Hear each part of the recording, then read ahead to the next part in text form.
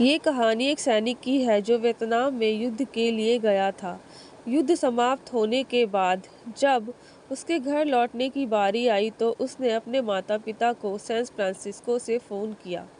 माँ और पिताजी, मैं घर आ रहा हूँ, लेकिन घर आने से पहले मुझे आपको एक बात पूछनी है।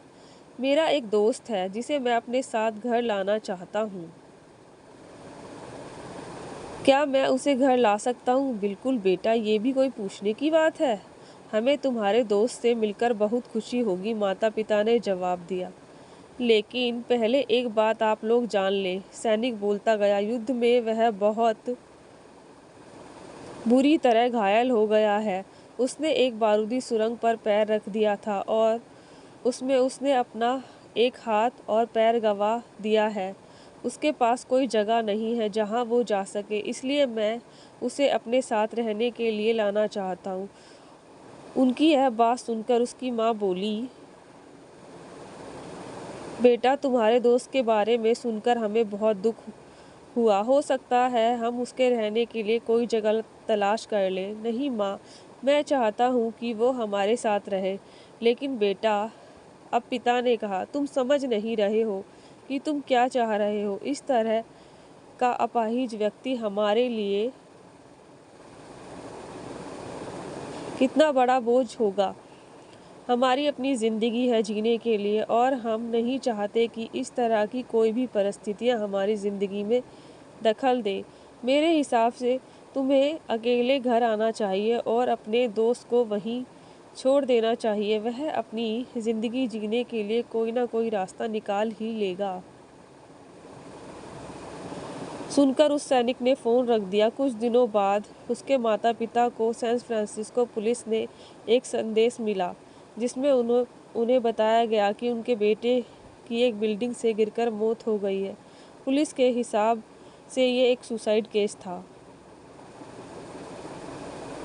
दुखी माता पिता ने तुरंत ही सैन फ्रांसिस्को के लिए फ़्लाइट बुक कराई और वहां पहुंच गए।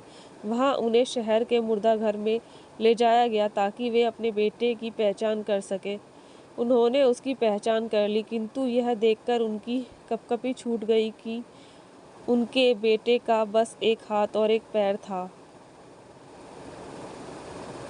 दोस्तों, हम इस कहानी में जो माता पिता हैं वे हम में से बहुत से लोगों की तरह हैं जो अपनी सुविधाओं को सबसे अधिक महत्व देते हैं। वे उन लोगों से प्यार करना या रहना या समय बिताना चाहते हैं जो दिखने में बहुत स्वस्थ हैं या फिर जिनके साथ रहकर उन्हें मज़ा आता है।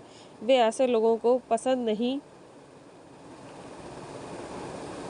करते जो देखने में स्वस्थ, सुंदर या स्मार्ट नहीं, या जिनके साथ में मज़ा नहीं कर पाते, जो किसी भी रूप में उनके लिए असुविधाजनक है। वे ऐसे लोगों से दूरी बनाकर रखते हैं। लेकिन कभी कभी उनके इसी व्यवहार के कारण उनके सामने ऐसी परिस्थितियाँ उत्पन्न हो जाती है कि उन्हें पछताना पड़ता है। आइए लोगों को वैसे ही अपनाएं और ज़रूरत पड़ने पर उनकी मदद करें। फ्रेंड्स, आपको ये फ़ौजी की कहानी कैसी लगी? आप अपने कमेंट के द्वारा हमें अवश्य बताएं। ये soldier story in Hindi heart touching पसंद आने पर लाइक और शेयर करें। ऐसे ही और emotional heart touching stories, moral stories, motivational stories and kid stories in Hindi पढ़ने के लिए हमें सब्सक्राइब करें। थैंक्स।